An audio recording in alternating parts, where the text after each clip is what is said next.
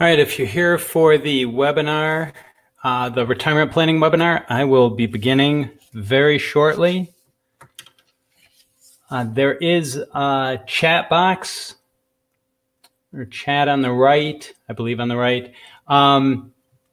Feel free to interrupt me at any point.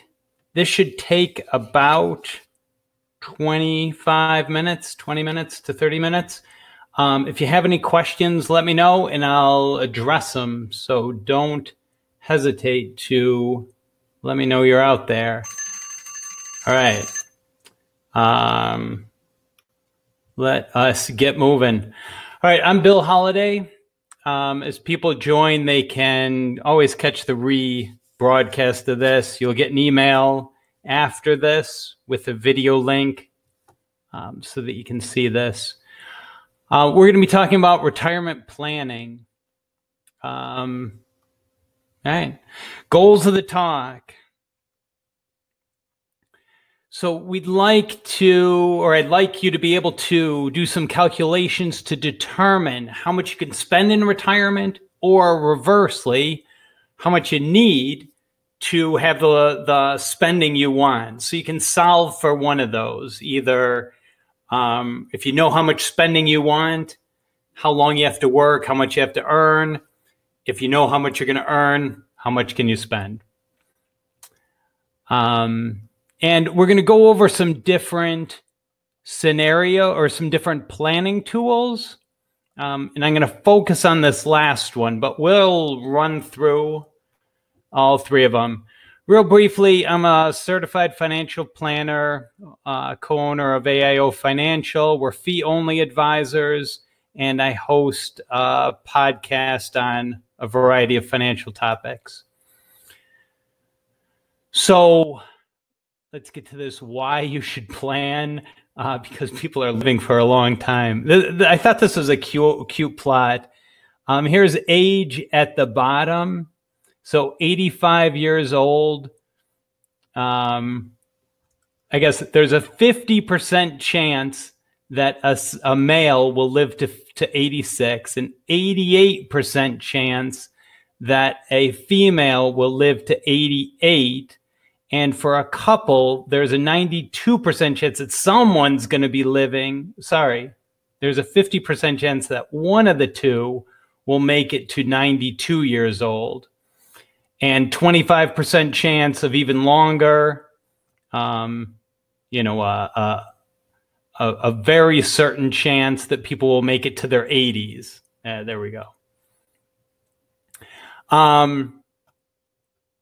The replacement, I guess this is kind of interesting.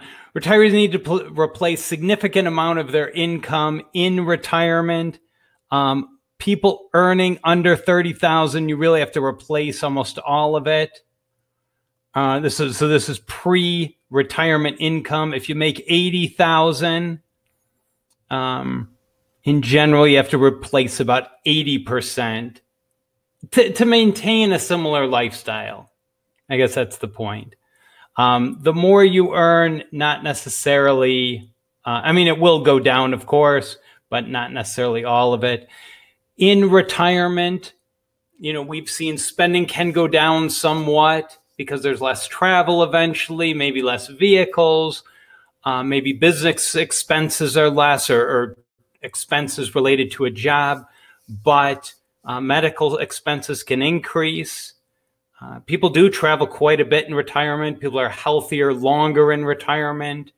This is, each person's going to do it differently. And you have more leeway the more, of course, you've earned.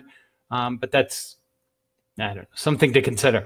4% rule. So this is a common rule in financial planning. A retiree can pull out 4% of their initial of their initial retirement savings per year, and it'll last them 30 years. So if you start at 65, and let's say you have some amount of money, $1 million. Actually, I'll do another example. If you need $60,000 from your investments per year, you'll need about $1.5 million in investments for it to last 30 years. To provide you with $40,000 a year, you need about $1 million. Well, that makes sense. Per year to last 30 years. And that keeps with inflation. This number supposedly, I mean, it's an approximation, but that's in today's dollars. So that if you have $1 million, you should be able to take 40,000 per year, and it'll be a little bit more each year, keeping with inflation, and it'll last you 30 years. They increase over time. All right, sorry. They increase over time to adjust for inflation. Limitations for this. All right, they're just giving you a straight number, 40,000 a year. And you might have more income coming in later because of Social Security, inheritance. You may want to front load your spending, spend more in the beginning and less later. It doesn't consider tax consequences. So if you're pulling from an IRA, that's different than pulling from a brokerage account because you'll be paying taxes on the IRA. So it's a simplified, a very simple approximation, but it gives us something. It doesn't consider how conservative or aggressive your investments are. So if you have a portfolio in a bank account earning less than inflation, or if you have it all in stocks that have, well, recently done really well, but that are historically doing better, it doesn't consider that, how the portfolio is performing. It's just a straight 50. They do assume a 50-50 portfolio, 50% stocks, 50% bonds, but it's not. You may change with time to be more conservative, and it's not taking that into account. But it gives you something. It gives you at least a ballpark. At least you can give yourself a little target. All right, with Social Security, I need about 40,000 more. Should have around $1 million in the bank. That would be a reasonable assumption, assuming I want to plan for 30 years of retirement or 30 years of no other income. So this is called a Monte Carlo simulation, and the results are interesting. They give you a confidence range. So they say, hey, plug in your portfolio or a range. You can plug it in as much as you want. You can plug in the exact holdings, or you can plug in a range of percent in stocks, percent in bonds, percent in alternatives. And it runs it based on historic performance. And then you plug in, hey, how much you need a year, how much are you starting with? And then it gives you this confidence level or confidence, this percentage or confidence level of how likely you are to reach your goal. And, you know, we're 50-50% likely to have enough funds for, you know, this certain age. We're very confident we'll have funds at least till this age. That's the kind of outcome it's going to predict. Of course, it does have these wild predictions. I mean, some of them, there's some confidence that things will be great forever. And that's assuming historically things worked out really well for the investments. And then there's some very, you know, poor performing historically that would even be worse than the 50-50 confidence level. So it gives you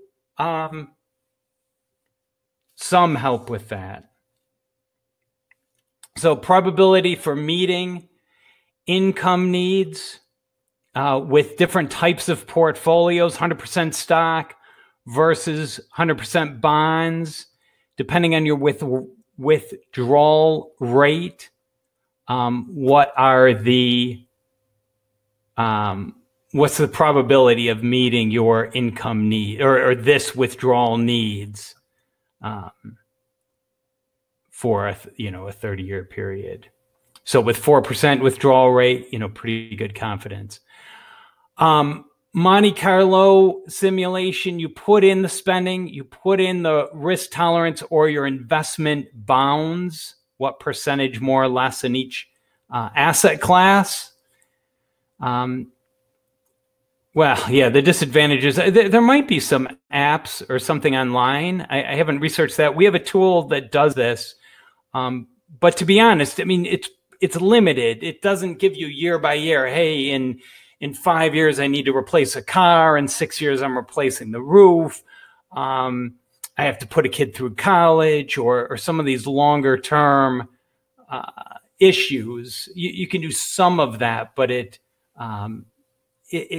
not a very transparent tool for, hey, what do I tweak to adjust this and make things work out better? So that brings us to the current dollar predictions. This is a spreadsheet calculator that either you have or you'll get at the end of this talk. This is just a Excel spreadsheet. I guess the disadvantage, it's not a commercial project that's super user friendly. But the advantage is it's free, and it calculates your year by year income and spending, income and expenses in today's dollars. So it's looking at the assets you have, the expenses you have, and what you're bringing in year by year. What you get to adjust is return on assets above inflation. So everything's in today's dollars. So if the numbers stay steady, they're increasing with inflation. If they go up, they're actually outperforming inflation. And if they go down, they're underperforming inflation. So you could assume Social Security will underperform inflation by 1%, plug that in. Return on investments, you could assume outperform by 2, 3, 4%. They outperform inflation. So if inflation's 2 to 3%, 2%, let's say, you could assume you're getting a annual return on investments of 3, 4, 5%. Or you could be more conservative. Even your return on real estate, you could say, oh, it just keeps with inflation, or it stays a little bit above inflation. So let's play with this software for a second. I am going to switch screens. Because I gotta turn this back on. Where's my Excel spreadsheet? Here we go. Sorry about that. Sorry for the delay.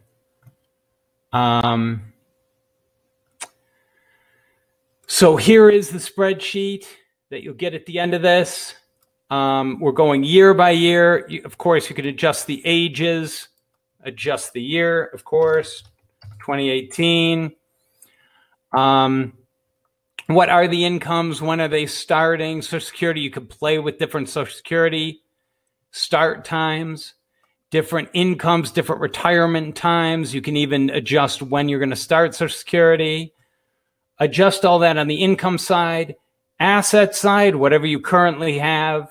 And then expenses, you can either solve for expenses, plug in expenses that make this work out, or if you have expenses you need, you might be playing with income to make it work out.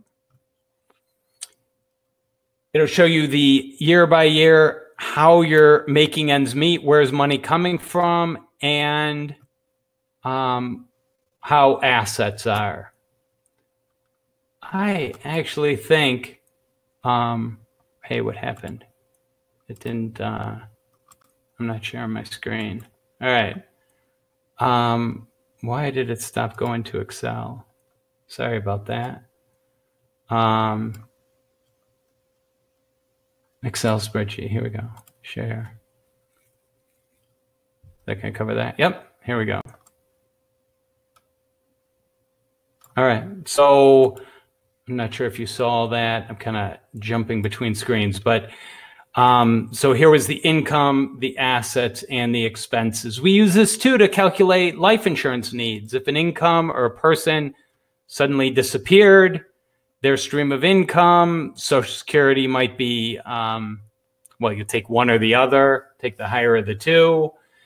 Expenses may be reduced, not in half, but reduced. You can calculate what lump sum life insurance would be needed to make things work out.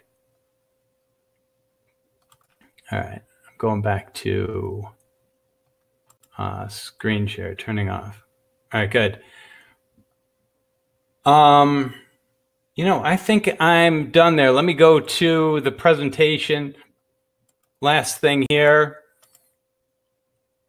So if you want some support, we're fee-only advisors, no commissions, no product sales, compensated only by the clients as fiduciaries, independent.